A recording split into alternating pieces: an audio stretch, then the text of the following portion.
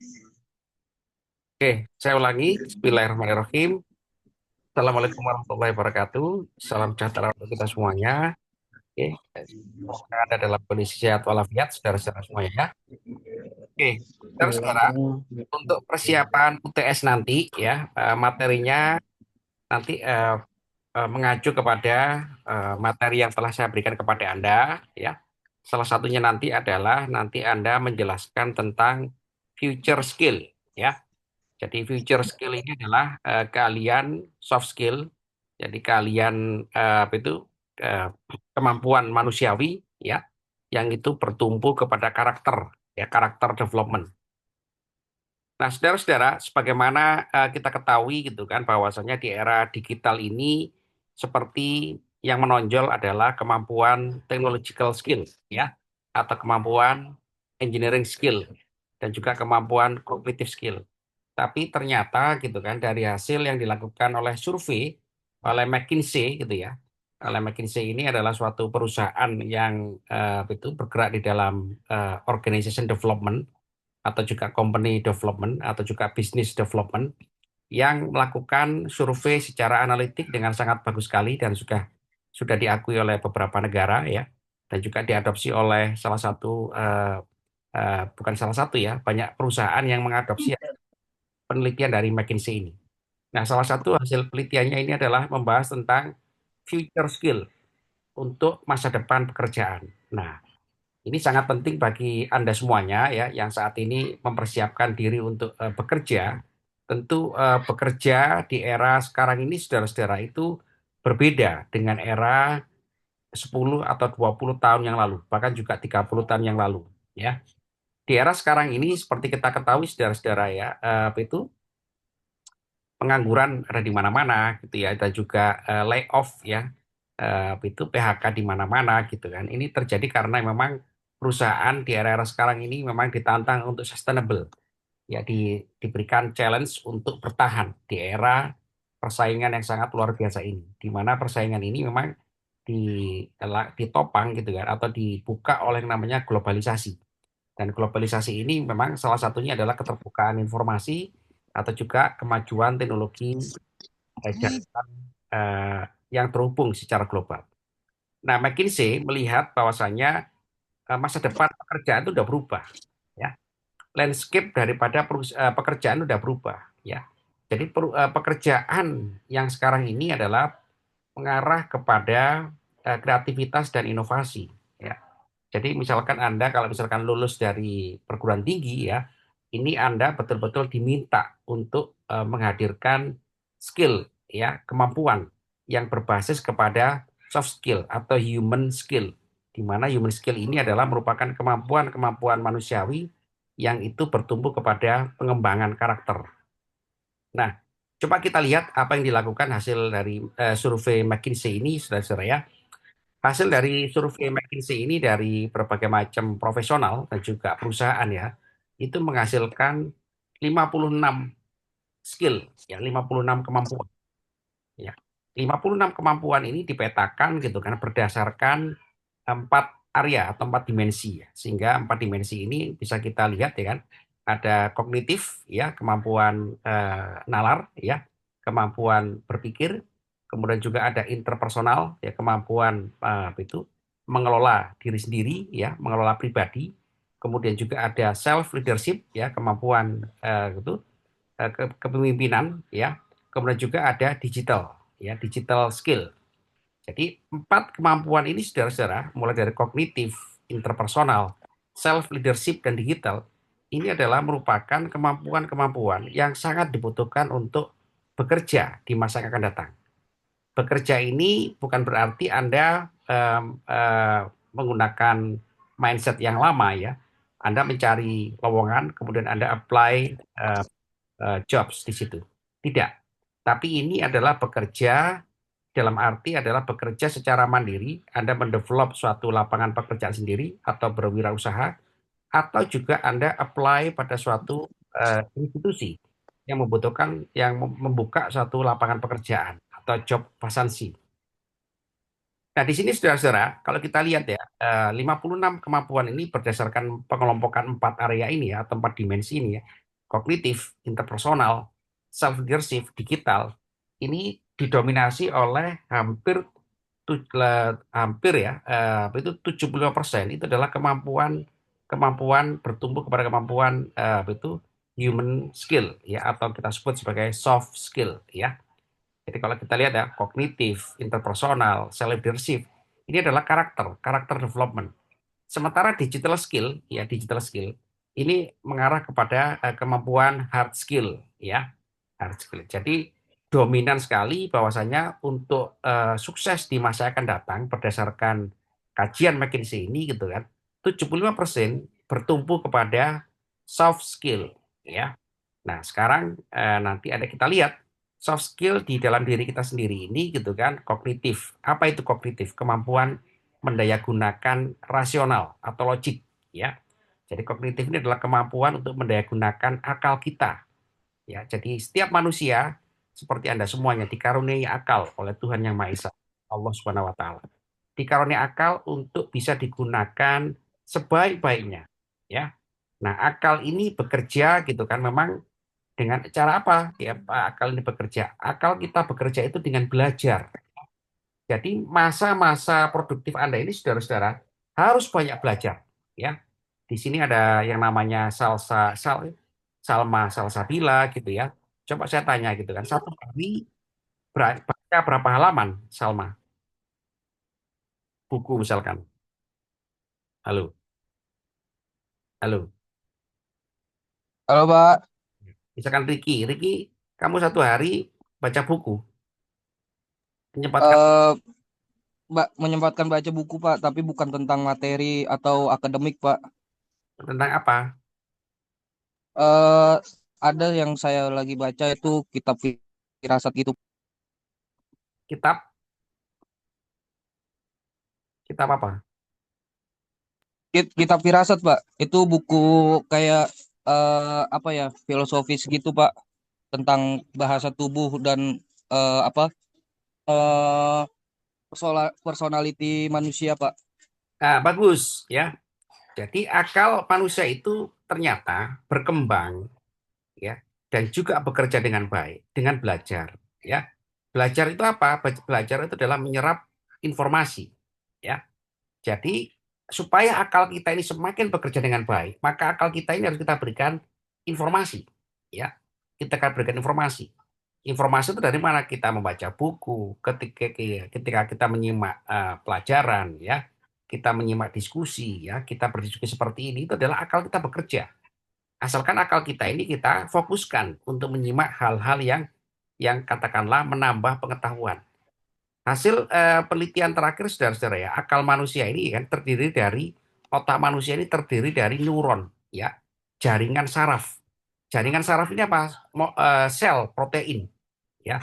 Sel-sel protein itu semakin bekerja dengan aktif ya secara elektrikal, secara biological elektrik ya, karena dia menerima informasi. Jadi kalau Anda ya di masa-masa produktif ini gitu kan membiasakan waktu untuk membaca gitu ya, menyerap informasi gitu kan, memikirkan informasi, itu saraf-saraf Anda bekerja secara aktif ya. Nah, saraf-saraf yang bekerja secara aktif ini saudara, secara aktif ini mendorong membentuk logika, membentuk yang namanya apa itu nalar ya, membentuk satu nalar. Nah, disinilah saudara-saudara pentingnya gitu kan kita menyadari gitu kan bahwa akal manusia itu gitu ya itu tidak bisa gitu kan bekerja secara pasif. Dia bekerja secara aktif. Dia harus di feeding information. Ya, bagaimana cara kita memfeeding information? Kita harus membaca, menyimak, mendengar gitu ya yang terkait dengan ilmu pengetahuan. Nah, disinilah ya. Jadi cognitive skill ini saudara-saudara harus kita mulai ya. Anda yang masih muda-muda saat ini gitu kan, jangan sampai lepas dari membaca buku. Karena penelitian terakhir itu mengatakan gitu kan manusia itu eh, tidak akan pikun gitu ya karena dia terus belajar ya.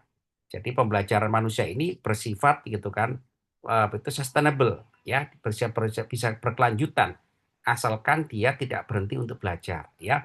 Belajar itu apa saja boleh. Tadi disampaikan teman Anda Riki, Pak saya belajar psikologi, komunikasi, bagus ya.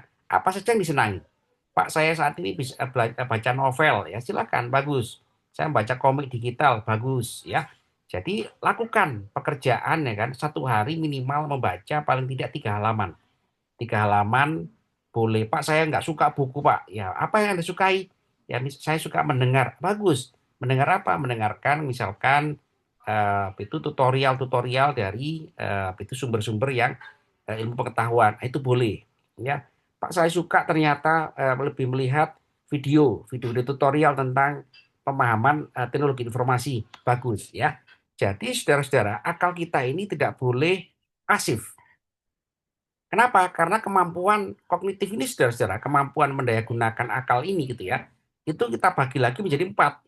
Ada critical thinking, ya, kemampuan akal kita itu bersikap kritis, ya, kemudian planning and ways of working gitu kan, mampu membuat satu perencanaan, ya, kemudian mental flexibility gitu kan, itu adalah fleksibilitas mental, ya, mampu ini cenderung otak kanan ya.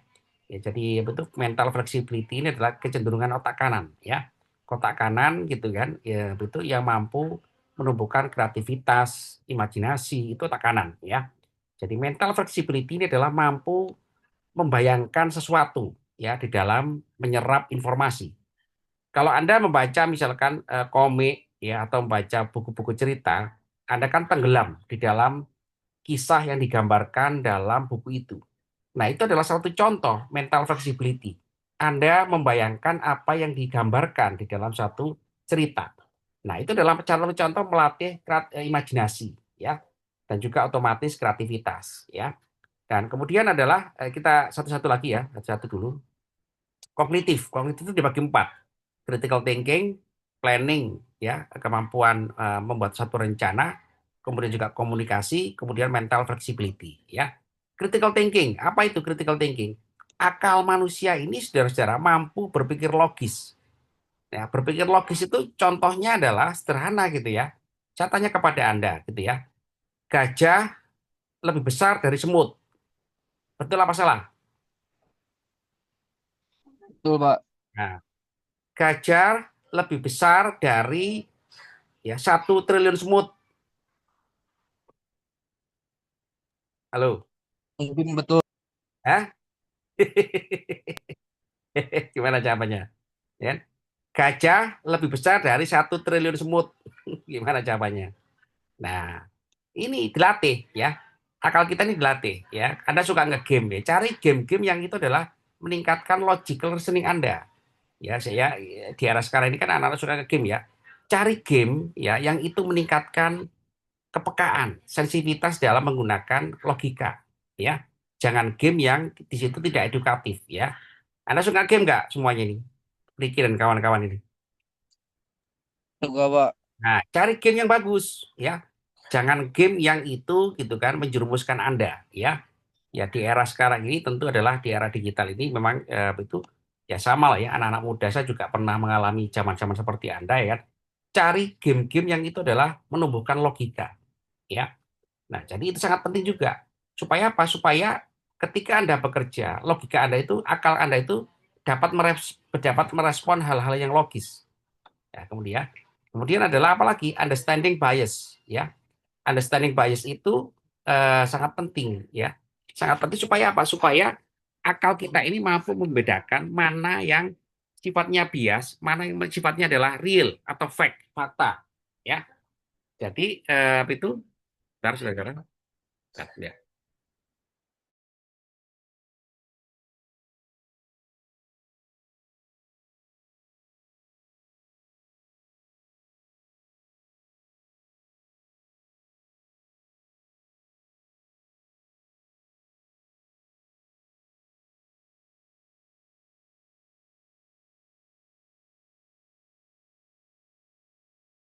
Ya, saya lanjutkan.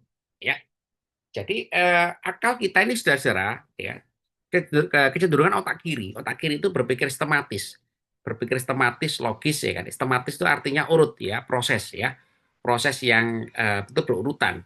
Jadi kalau Anda suka programming, Anda kan diajari membangun algoritma. Nah, algoritma itu adalah salah satu contoh langkah-langkah sistematis ya. mulai dari input, proses, output, itu adalah satu contoh cara kerja akal manusia yang sistematis ya. Nah, itu juga harus dibiasakan ya. Jadi berpikir secara sistematis ya, berpikir secara logis ya, mampu membedakan bias ya antara bias dengan fakta gitu kan. Kemudian mencari relevan information itu adalah satu contoh kemampuan akal manusia yang berpikir kritis ya. Sehingga apa saudara-saudara? Sehingga ketika Anda bekerja nanti itu berhadapan dengan hal-hal yang tidak logis, Anda kritis. Wah, ini nggak bisa ini, karena ini nggak logis. Ini menyalahi aturan. Nah, ini menyalahi apa? Ini, menyalahi atau proses itu akal Anda bekerja di situ, ya. Nah, ini adalah kemampuan yang sangat dibutuhkan bagi Anda untuk berhasil bekerja dimanapun ya saudara-saudara, karena Anda memegang suatu kemampuan yang logis, ya. Jadi Anda tidak mudah diombang-ambingkan oleh informasi ya katakanlah tidak logis ya seperti itu, ya. Kemudian planning, ya planning dan ways of working. Jadi itu ini sangat penting ya. Akal manusia itu akan semakin berkembang kalau dia ditempa dengan masalah, ya. Jadi sekali waktu gitu kan, Anda harus itu mencari masalah, ya, yang itu Anda pecahkan. Apa contohnya? Ya Anda belajar menghitung, ya belajar katakanlah mencari informasi, itu akal Anda bekerja itu, ya. Belajar menghitung, ya. Jadi karena itu sangat penting.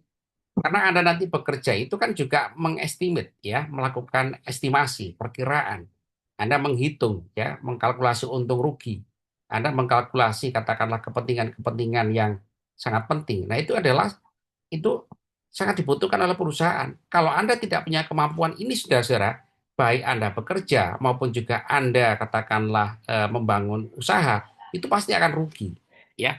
Jadi planning dan ways of working dan cara bekerja ini sangat penting gitu kan adalah kemampuan kognitif, ya. Mampu membuat satu perencanaan, ya, time management itu sangat penting. Anda harus membuat satu perencanaan, belajar sekarang buat perencanaan, ya. Dimulai dari mana? Misalkan hari ini.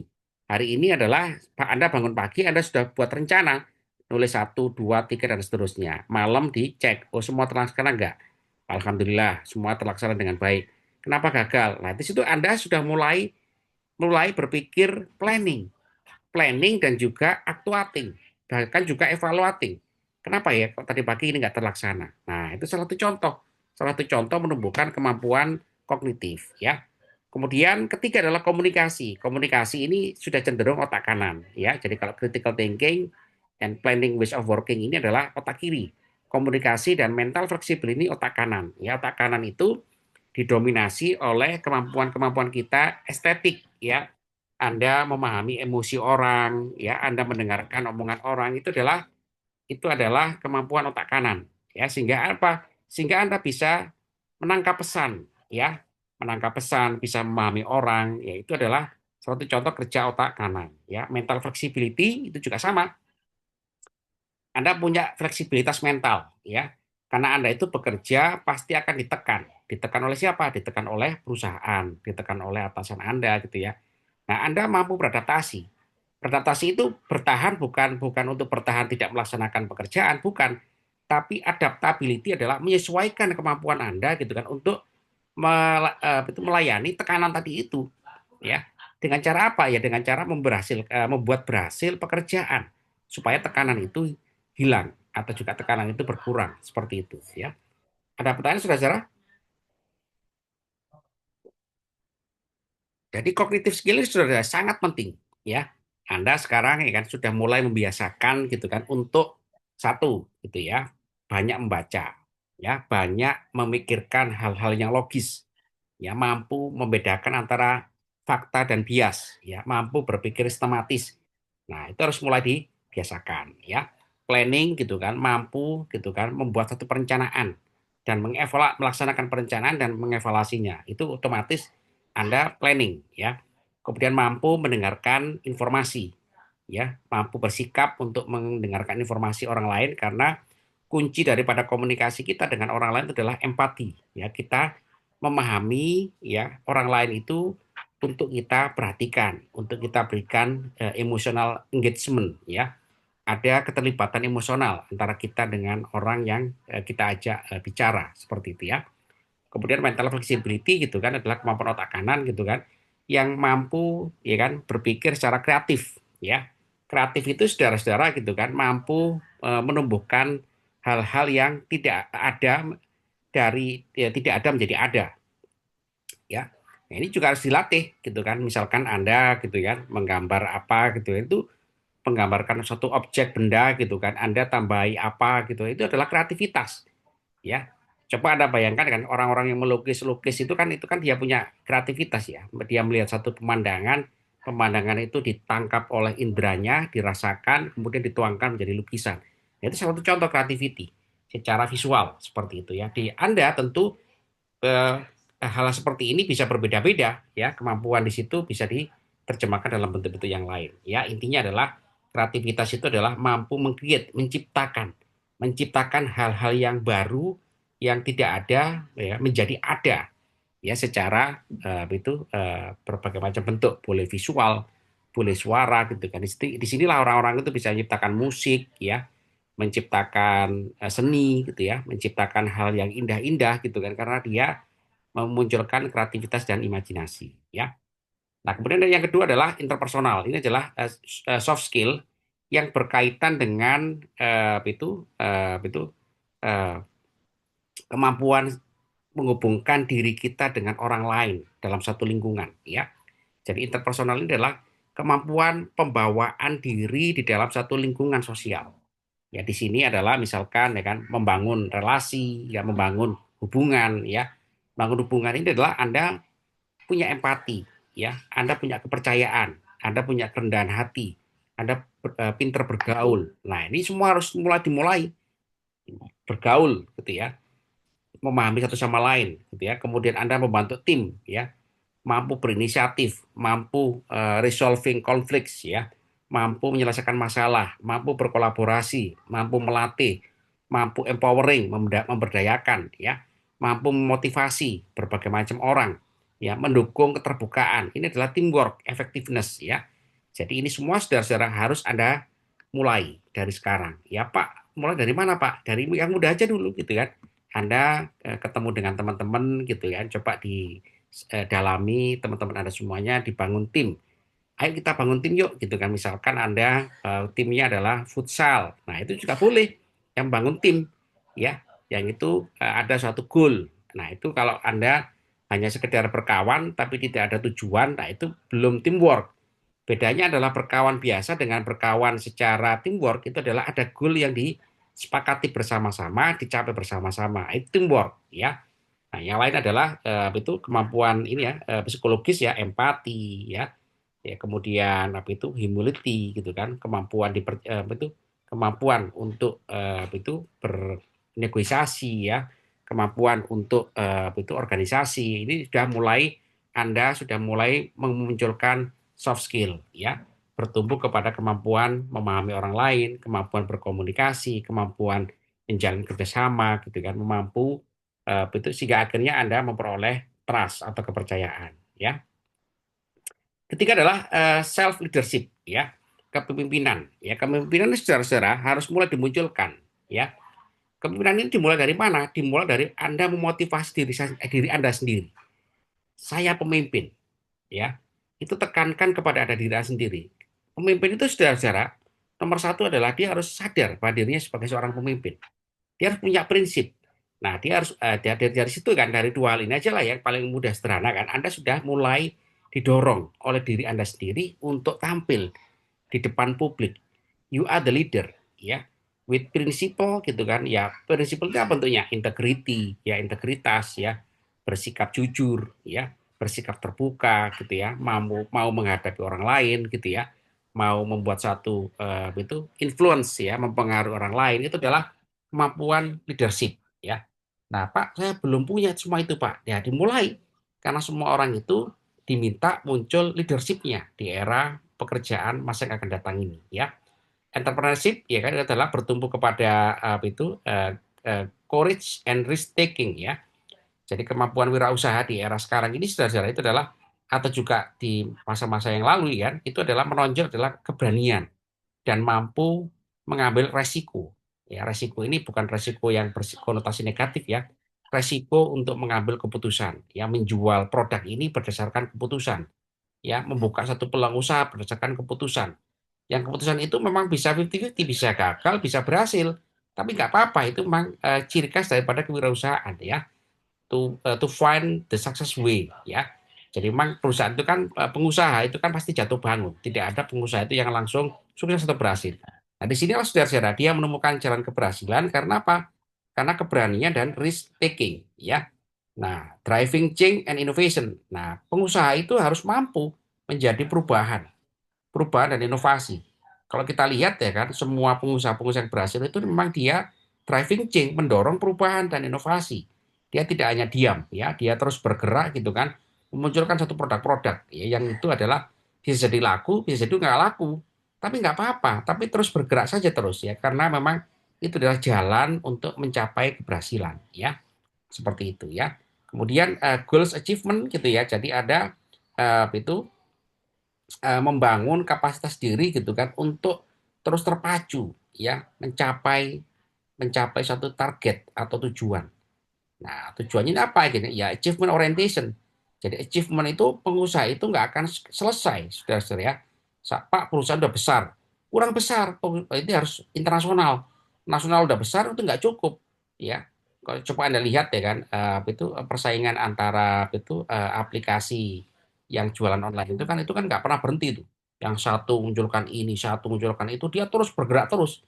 Kenapa ya? Karena memang dia goal achieving-nya berjalan, ya dia tidak mau kalah satu sama lain ya walaupun dua-duanya sama menang-menangnya sama-sama menang gitu tapi di situ kita lihat bahwa ada goal achievement yang tidak pernah berhenti ya jadi saudara-saudara gitu kan future skill ini yang diturunkan menjadi 4 dimensi ya kognitif interpersonal self leadership ini semuanya adalah bertumbuh kepada kemampuan manusiawi atau soft skill. Nah pertanyaan adalah bagaimana dengan Anda saudara-saudara, halo halo. Apakah Anda sudah mulai ada dari betul 3 dimensi ini, kognitif, interpersonal, sama self leadership?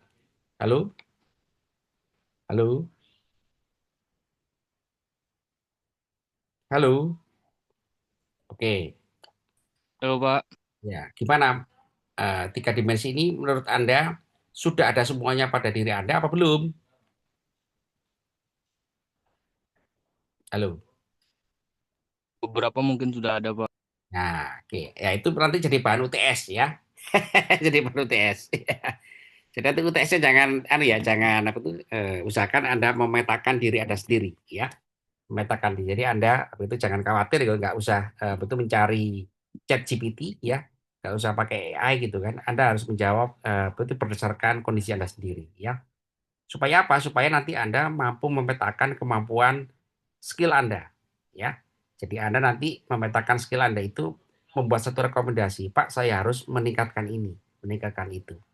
Itu saudara ya, UTS-nya ya modelnya ya, mengacu kepada kemampuan ini, pemetaan kemampuan ini pada diri Anda sendiri ya. Halo, halo.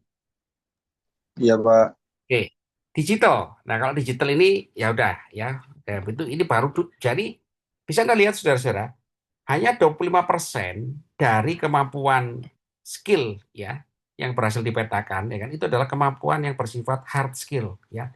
Kemampuan untuk menguasai kemajuan teknologi digital. Hanya 25% ya. Jadi di era digital sekarang ini saudara-saudara, kenapa gitu ya? Orang itu lebih bertumbuh pada karakter ya kan? Karena teknologi sekarang ini relatif mudah ya. Teknologi zaman sekarang ini nggak ada yang sulit ya. Chat apalagi munculnya AI, semua itu jadi dipermudah ya. Nah, ini akhirnya apa saudara? Berarti user itu sudah dimanjakan ya, user digital itu sudah dimanjakan. Tapi bukan bukan karena ininya ya pekerjaan di masa akan datang ini kan bukan karena semata-mata apa itu menguasai digital teknologi itu sesuatu yang sulit enggak justru lebih mudah ya tapi karena lebih mudah itulah saudara-saudara gitu ya teknologi ini menjadi semakin mudah akhirnya apa pekerjaan di masa akan datang itu hard skill itu tidak terlalu dominan tapi yang paling dominan adalah soft skillnya ya orang mau menggunakan digital teknologi gitu ya untuk mengimprove perusahaan gitu ya itu ditekankan bukan semata-mata digital teknologinya tapi di situ ada creativity ada inovasi Pak saya menggunakan AI gitu kan untuk melakukan analisis data data apa data perusahaan. Untuk apa? Untuk mengetahui kelemahan marketing perusahaan. Nah, itu kan ya kemampuan seperti itu saudara-saudara ya tidak jadi masalah dalam hal digital skill-nya. Tapi yang jadi masalah adalah tadi ya di dalam cognitive skill gitu kan, bersikap kritis, berpikir kritis ya, berpikir analitik, sistematis gitu kan untuk melihat performa dari perusahaan di tempat Anda bekerja. Nah, kemudian setelah Anda ketemu gitu kan bagaimana ini menjadi suatu rumusan untuk meningkatkan kinerja perusahaan. Nah, situ kenapa berarti interpersonal skill. Anda membangun teamwork untuk menyelesaikan satu masalah di perusahaan. Berarti apa itu? Self leadership. Nah, bagaimana itu semuanya berjalan? Dengan menggunakan bantuan teknologi digital. Nah, hanya 25%. Nah, coba kita lihat apa itu sih 25% ini. Ya, digital hard skill ini ya.